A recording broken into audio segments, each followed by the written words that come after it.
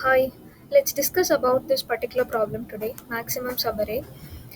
The problem statement asks us to find the subarray which is contiguous part of the given array and we have to return the maximum sum. This is the problem statement. Let's consider this particular array as our input. So for this given array, we have to find out a particular subarray portion of this array and we have to check if that array is the maximum sum when compared to other subarrays formed with the main array. Okay, this is the array, and what is a subarray? Portions of the original array is the subarray, and for these subarrays we have to find the sum of those elements. For n number of subarrays we have to find n number of sums, and we have to find the maximum among those sums, and we have to return that value. This is the problem statement. There are two ways to do it. One is we can have a fixed pointer and we can have a iterative pointer, and we can, for each iteration we can have the sum of those elements and store it, and then compare each and every result and extract the maximum among it. This is one way of doing it, which is nothing but, let's consider minus 2 and 1, which gives us minus 1, and again minus 2 1 and minus 3, which gives another sum, and minus 2 1 minus 3 4, which is another subarray and gives a different sum, and so on until the end of the array. And we have to iterate through this pointer, fixed pointer as well, and we can repeat the same for rest of the elements of the array. To This is one way of finding the maximum sum of the contiguous parts of the subarray. The cost time complexity for this operation will be order of n squared, because we require a nested for loop to accomplish this particular operation. There is also a dynamic way of doing it, which is using the cadence algorithm in dynamic programming. What does cadence algorithm say? Anyways, our ultimate motto is to compare the compare the current element with the previous sum and then find the maximum of it. That is what we are trying to achieve here. In this particular thing, we can do the same thing in a linear approach by using a simple single for loop. And how do we do that? This is the formula to implement cadence algorithm, and let me explain how we are going to do it. We are simply going to find the maximum of the current element and the sum of the current and the previous element, and we are going to update our original array with it, and from there we are going to keep on tracking a maximum of each and every iteration, and at the end of the array's length we are going to return the maximums value, which will be the maximum sum of the contiguous array. Okay, this is the concept. Let me walk through an example so that you understand the concept. Let's consider this is the original array, and this is the resultant array.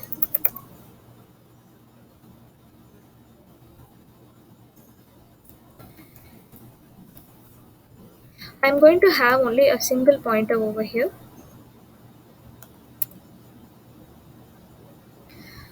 Okay, this is the part of our original array.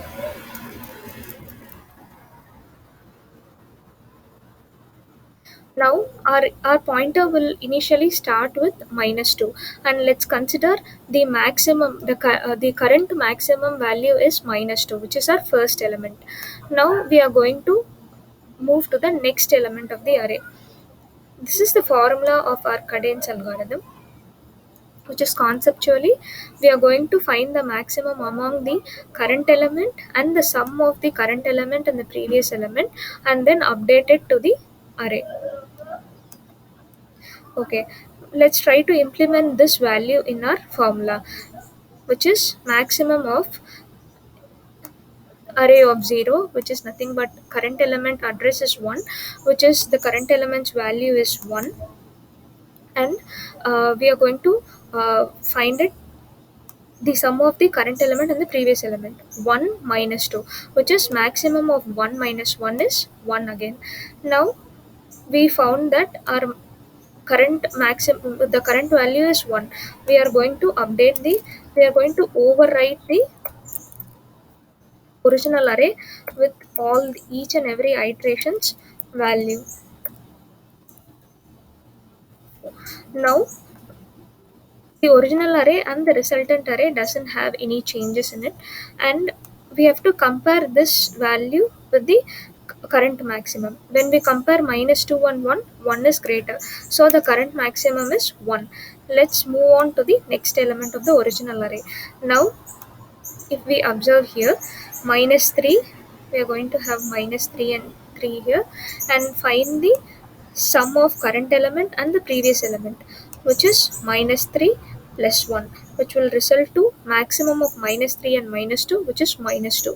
So we have to update this -2 here, here in the original array. Now we, in place of -3, we have -2. When we compare -2 with the current maximum, 1 is still the maximum value. We are going to retain 1 as the maximum element in the third iteration as well. Now let's consider the next element of the array, which is nothing but 4. When 4 and 4 comma 4 and the previous element, and what is the previous element over here in a resultant array? Okay, let me not confuse you more, so that I'm just putting the pointer over here in the resultant array itself. Let's consider here 4 and the -2,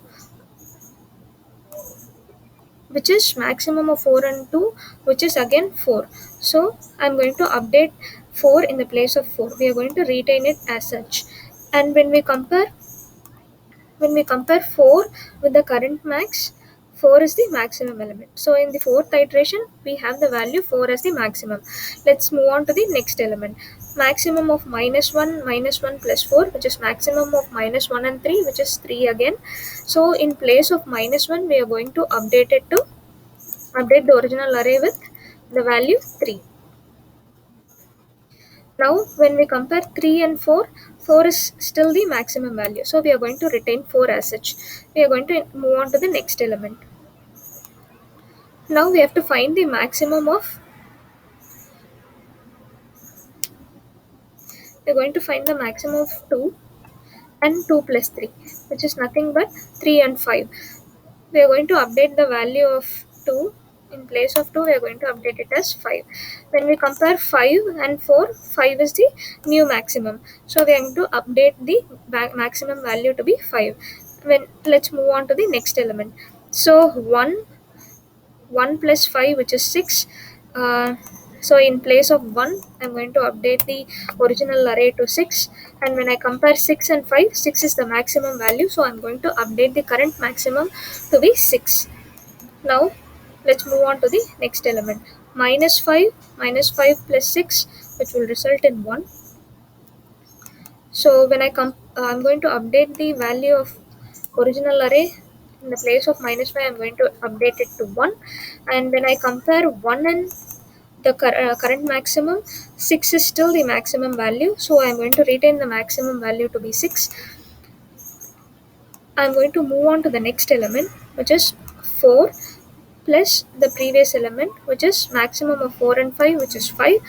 And when I'm going to update the value of the current array's element to be 5.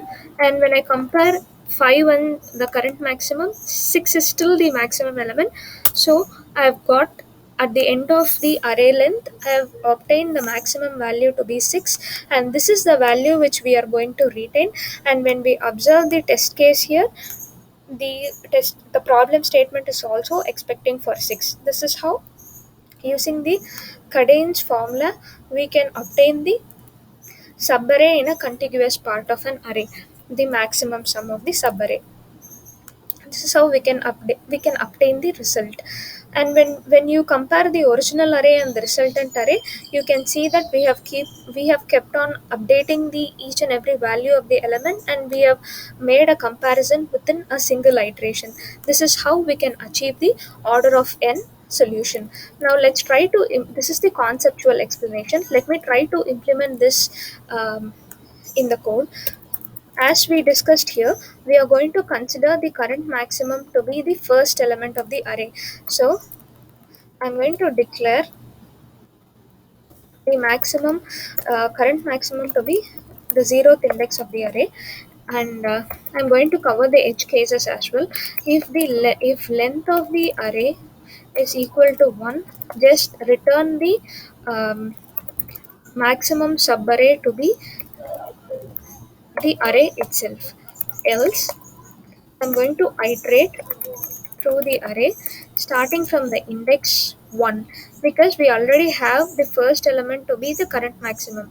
I have, if you observe, we have started from the first element of the from the element from the first index of the array, from 1 until the length of the array. I'm going to iterate through it.